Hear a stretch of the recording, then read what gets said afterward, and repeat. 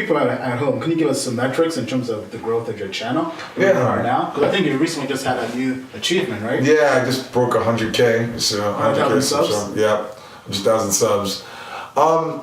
Well, the way it works is, and we were kind of talking about this earlier before we shot the interview, is you get a viral video and that will expand your number of subs.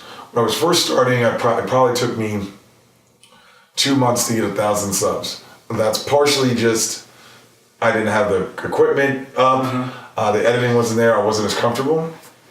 This was also in 2014 where just less people were on YouTube. There wasn't a YouTube phone app back then. Right. So then it took me only maybe 3 months to get to 10,000.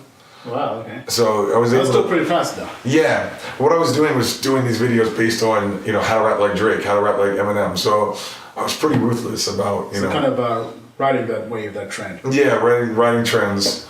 And then, what really happens is you hit a plateau for a while. So I would say, just trying to think of numbers to give folks, like, if you're not able to clear like 1,000 subs a month, it's going to be very hard to reach that 100K with any real speed. So I'm doing about 9,000 a month now. It fluctuates between 7 and 10, but let's say 8 to 9.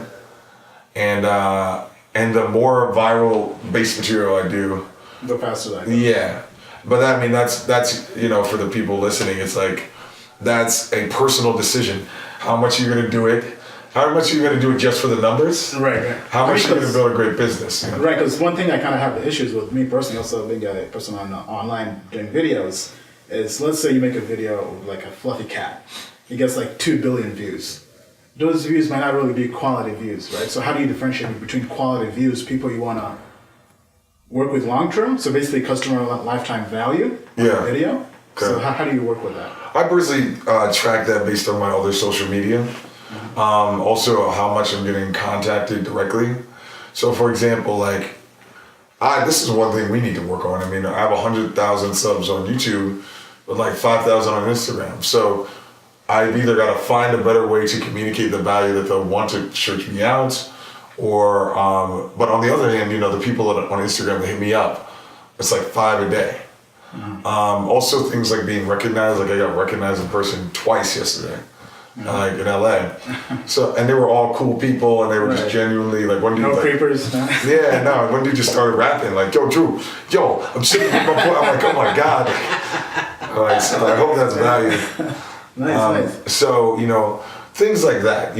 How much can I trickle my audience to other avenues, whether it's in person, buying, obviously what they're buying products, or other social media.